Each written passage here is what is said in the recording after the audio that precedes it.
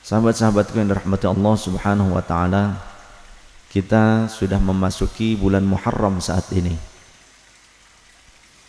Bulan Muharram termasuk daripada Ashhurul Hurum, bulan-bulan yang dimuliakan selain Ramadan, karena Ramadan lebih utama tentunya.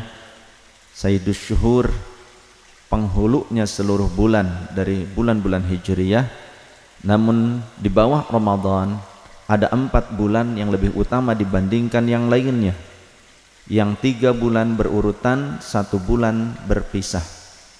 Yang berurutan apa saja? Dzulqa'dah, Dzulhijjah, Muharram. Yang terpisah 1 adalah Rajab. Maka pada bulan-bulan yang mulia ini dianjurkan untuk memperbanyak amal soleh. Di antaranya Rasulullah sallallahu alaihi wasallam beliau menegaskan, afdhalus siyami ba'da Ramadan syahrullahil muharram thumma Rajab. Sebaik-baik puasa setelah Ramadan adalah bulannya Allah yang bernama Muharram, kemudian bulan Rajab. Afdhalus siyami ba'da Ramadan Syahrullahil Muharram thumma Rajab. Sebaik-baik puasa setelah bulan Ramadan adalah bulannya Allah, yakni Muharram, kemudian Rajab. Secara umum dari hadis ini menegaskan bahwa puasa sunnah di bulan Muharram dan Rajab itu dikategorikan puasa yang diunggulkan, yang dianjurkan. Tidak dibatasi berapa lamanya atau hari apa saja. Ada memang hari-hari yang lebih utama dari bulan tersebut. Di antaranya adalah Asyura dan Tasu'a. Namun secara umum berpuasa sunnah pada bulan Muharram ataupun Rajab, kalau Asyura dan Tasu'a itu di bulan Muharram. Tapi puasa sunnah secara umum di bulan Muharram, Rajab, Dzulqa'dah dan Dzulhijjah itu sangat baik dan nilainya melebihi dari bulan-bulan yang lain kecuali Ramadan. Namun demikian, jangan kita mengkhususkan puasa hanya pada tanggal 1 Muharram, atau kita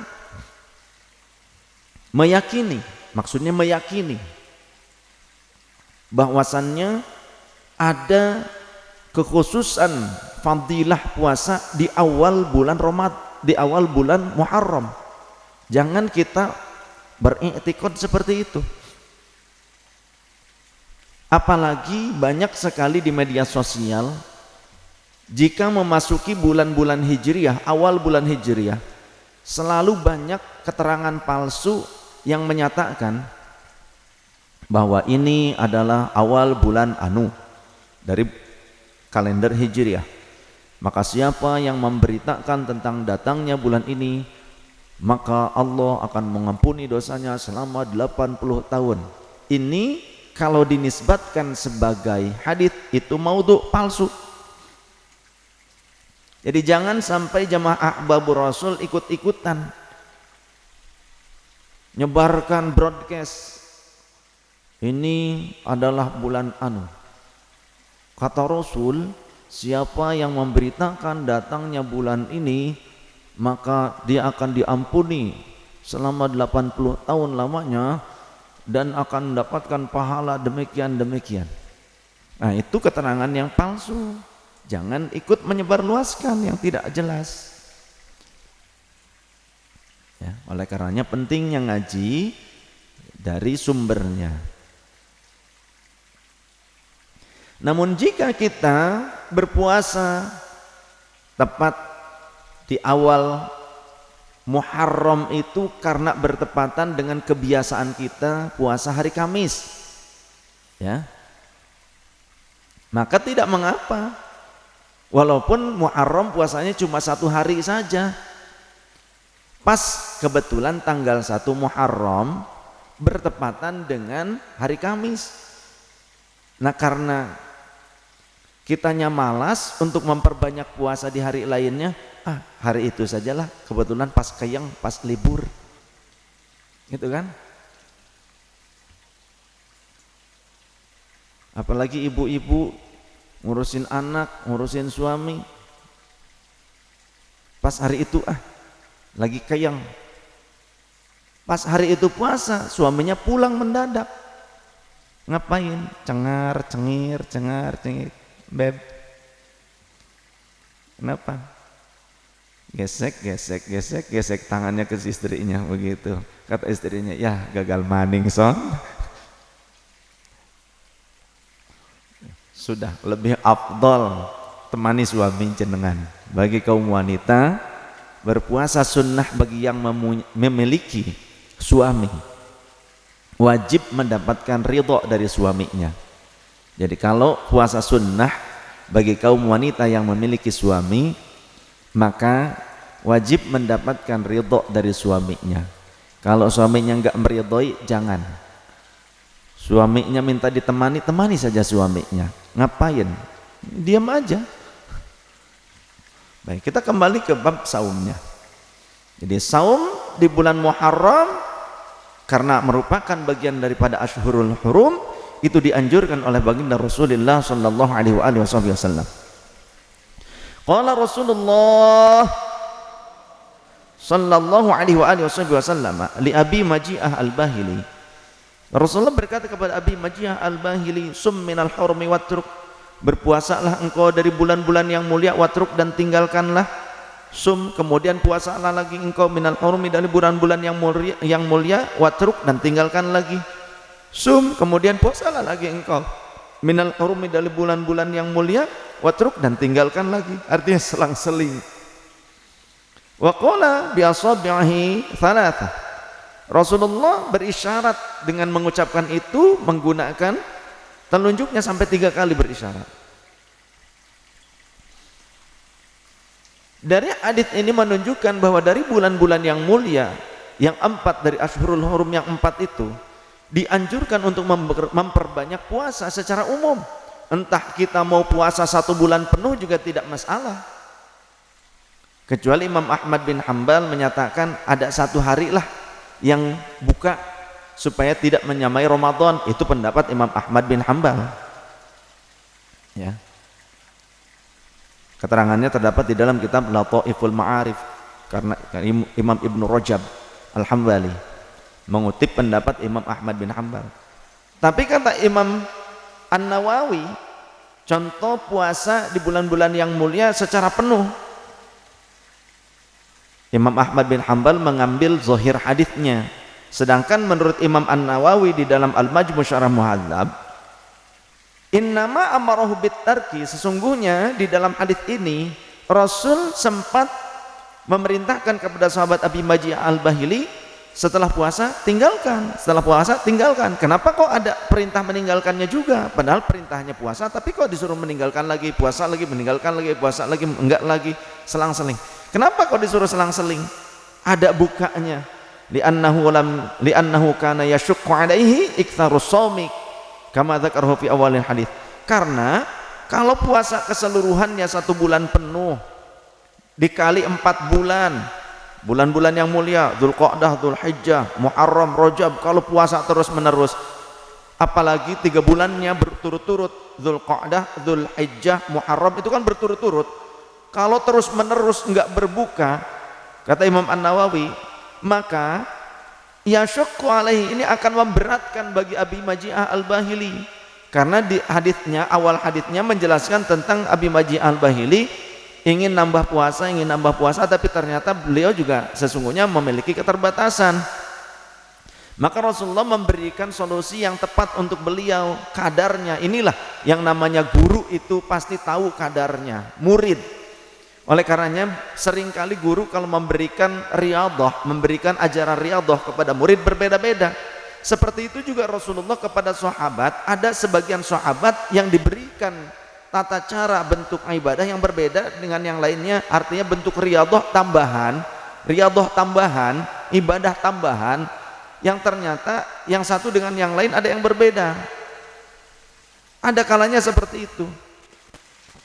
Jadi Rasulullah SAW memberikan batasan kepada sebagian sahabat yang tidak kuat, tapi Rasul memberikan kelonggaran kepada yang kuat. Seperti itu. Seperti halnya jabatan. Rasul pernah melarang seorang sahabat untuk meminta jabatan atau memiliki sebuah jabatan. Ya Rasulullah, tunjuklah aku untuk menerima sebuah amanah, sebuah tugas. Kata Rasul, jangan, engkau itu lemah.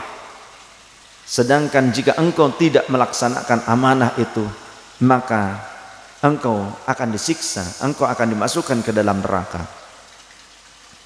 Akan tetapi Rasulullah memberikan sebuah tugas amanah kepada sahabat yang lain. Ya. Sebagaimana di dalam keterangan hadis juga, orang yang paling amanah di antara umatku, orang yang paling jujur di antara umatku, itu adalah Abu Ubaidah ibnu Al-Jarrah. Beliau orang miskin, tapi amanah luar biasa. Ya.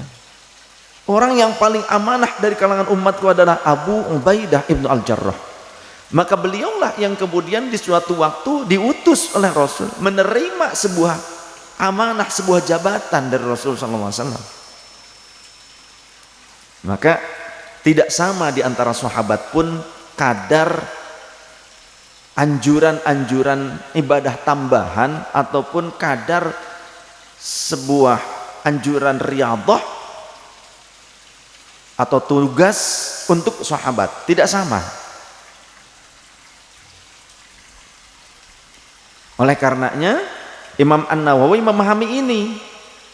Konteks haditsnya tadi, saumlah dari bulan-bulan yang mulia, kemudian tinggalkanlah. Ini ditujukannya kepada sahabat Abi Maji'ah Al-Bahili yang memiliki keterbatasan. Maka Rasulullah memberikan solusinya, selang-seling puasa sunnahnya dari bulan-bulan yang mulia tadi. Kemudian kata Imam An-Nawawi, fa amma man lam yashaqqa alaihi fa shaumu jami'uha fadilatan. Adapun bagi orang yang tidak memiliki kelemahan, bagi orang yang tidak merasa berat dengan puasa seluruhnya dari bulan-bulan yang mulia itu, maka fasaumu jami'uha, adapun puasa seluruhnya, ya, fasaumu jami'uha fadilatan, adapun berpuasa seluruhnya dalam bulan-bulan yang mulia itu merupakan keutamaan. Maka Imam An-Nawawi memahami hadits yang bertujuan kepada Abi Maji'ah Al-Bahili, disuruh puasa kemudian tinggalkan, puasa tinggalkan, dikarenakan Abi Maji'ah Al-Bahili itu agak lemah.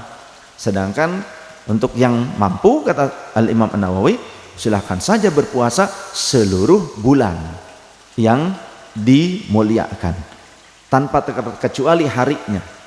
Karena yang haram puasa dalam satu tahun itu ada 5 hari, Idul Fitri, Idul Adha, dan 3 hari tasyrik. Itu saja dalam setahun yang haram puasa itu.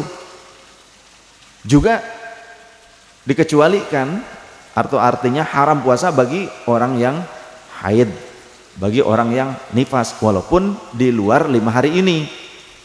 Hari-hari sekarang nih, hari-hari biasa, kalau yang haid, yang nifas, ya nggak boleh puasa. Ya. Ramadan saja, kalau yang haid dan nifas ya tidak boleh puasa. Fahimtum? Paham ya? Jadi orang kalau ada yang berpuasa di bulan Muharram sebulan penuh full, kemudian nanti Rajab full, maka sah-sah saja, tidak haram. Paham? Yang penting tetap puasanya dari subuh sampai maghrib, jangan pakai jam. Puasa dari jam sekian sampai jam sekian tiap hari, bisa jadi ternyata per 5 hari pergantian waktu, bergulir. Jangan pakai jam, Jadi jam 6 sampai jam 6 ya. Oh, masa jam 6 dari sampai jam 6? Ya dari subuh sampai maghrib.